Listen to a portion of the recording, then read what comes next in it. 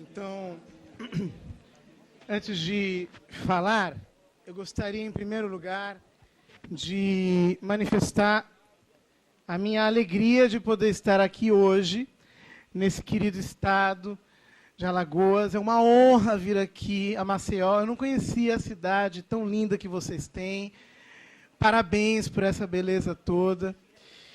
Eu também queria aproveitar para mandar um abraço para os meus queridos paroquianos que estão vendo aí pela internet essa audiência pública. E, como não temos muito tempo para perder, então eu vou direto ao assunto.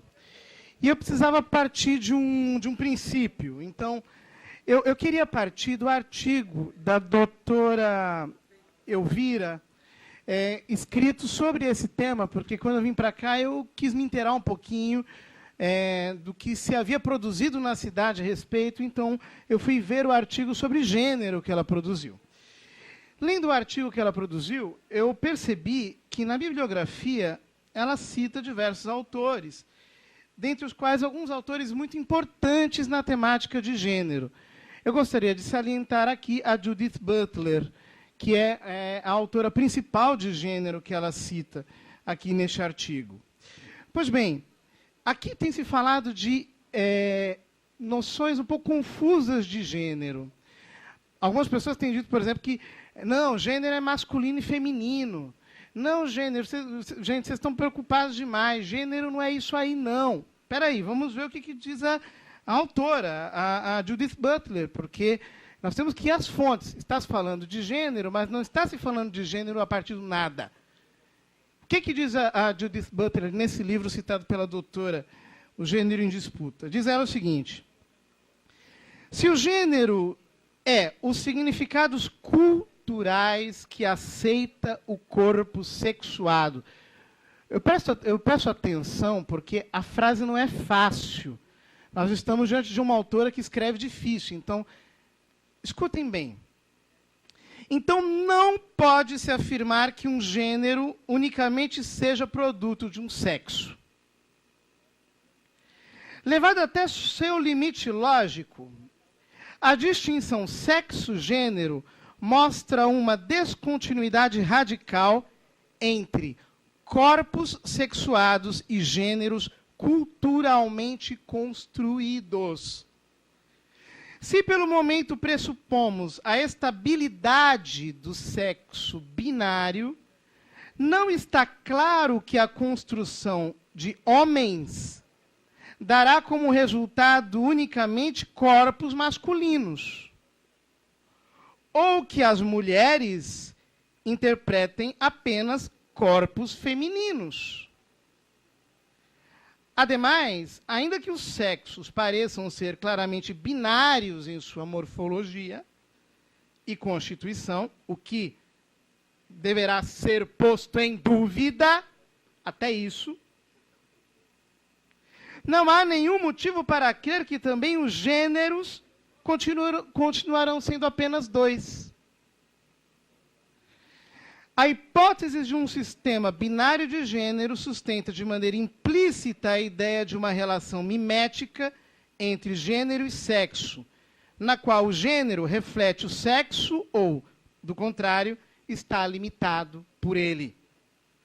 Quando a condição construída do gênero se teoriza como algo completamente independente do sexo, o próprio gênero passa a ser um artifício ambíguo, com o resultado de que homem e masculino podem significar tanto um corpo de mulher como um de homem, e mulher e feminino, tanto um de homem como um de mulher. É esta noção de gênero que está sendo analisada aqui. Ademais, notem o que ela diz um pouco antes. Se uma noção estável de gênero já não é a premissa principal da política feminista, nesse capítulo ela analisa a noção de gênero nessa perspectiva, talvez agora necessitemos de uma nova política feminista para combater as reificações, as coisificações mesmas do gênero e da identidade. que sustente que a construção, prestem atenção, a construção variável da identidade é um requisito metodológico e normativo e, ademais, uma meta política.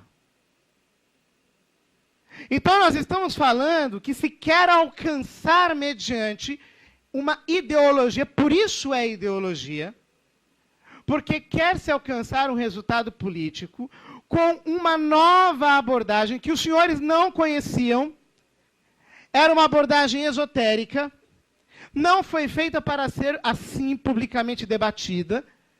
Há anos, isso desde a década de 90 é debatido em círculos mais restritos, para se alcançar uma finalidade política. E aí a doutora, no artigo dela, cita também uma obra do Marx, que é sobre a origem da família, da propriedade privada e do Estado, que é a base epistemológica na qual ele constrói toda a crítica à família, propondo uma sociedade na qual a família já não é mais o pressuposto lógico. Portanto, meus queridos, nós sabemos muito bem do que nós estamos falando, sim. É ideologia, sim. É de gênero, sim. Quer se introduzir a partir de um conceito completamente novo, desconhecido, uma alteração na autocompreensão das crianças, mediante a educação, e aqui não importa se é uma página e meia, 2, 3, ou se é uma linha. Não importa. Está lá. E remete a, sim, um novo tipo de cosmovisão, remete a um tipo de nova abordagem antropológica, e essa abordagem antropológica nós questionamos cientificamente. Questionamos cientificamente. Eu acho muito engraçado que a turma chega com um negócio de ideologia de gênero, dizendo, a ciência diz que isso aqui... Que ciência? Vamos debater isso. Vamos conversar sobre isso. Veja, eu até entendo que a turma, os ideólogos que compuseram isso daqui estão muito chateados, porque eles não imaginavam que a população ia estar esclarecida sobre esse assunto. Então eles estão incomodados, minha gente. Eles não queriam o povo falando sobre gênero. Eles não queriam que as mães falassem sobre gênero. Eles não queriam que as professoras falassem sobre gênero. Você devia estar na sua casa e não aqui hoje. Essas pessoas estavam trabalhando há décadas em nome disso aqui, para que você, um belo dia, obtivesse os resultados que obtiveram na Noruega, na Suécia. Veja o vídeo Paradoxos da Igualdade. Assista. Assista o documentário sobre o Dr. John Money, que foi quem inventou isso. Dr. John Money. Está lá o documentário no YouTube. Dr. Money e o menino sem pênis. Veja lá. Qual foi o experimento que deu origem a isso tudo? Eu estou falando com conhecimento de causa. Eu li esses autores. Eu sei do que eu estou falando. Portanto, eu quero dizer aqui o seguinte. Nós todos estamos de acordo que não tem que ter preconceito contra seu ninguém. Todo mundo merece respeito. E aqui eu digo, como cristão, embora aqui se falou o nome de Papa Francisco, de Jesus, eu não vou ficar citando nem Papa Francisco nem Jesus, porque eu não preciso apelar para eles. A gente apela para a razão. Mas eu quero dizer uma coisa para vocês. Como cristão, eu defendo que ninguém pode ser vítima de preconceito. Nem uma criança por orientação sexual ou por qualquer outro motivo. A questão aqui é o seguinte, se a ideologia de gênero, se a terminologia de gênero, ou queira se chamar como se quiser, é apta para promover de verdade o combate ao preconceito, e eu digo que não. Não é. E eu digo que não é porque para promover a igualdade das pessoas, eu não preciso expropriá-las da sua identidade. E é isso que está escrito aqui nestes autores, minha gente.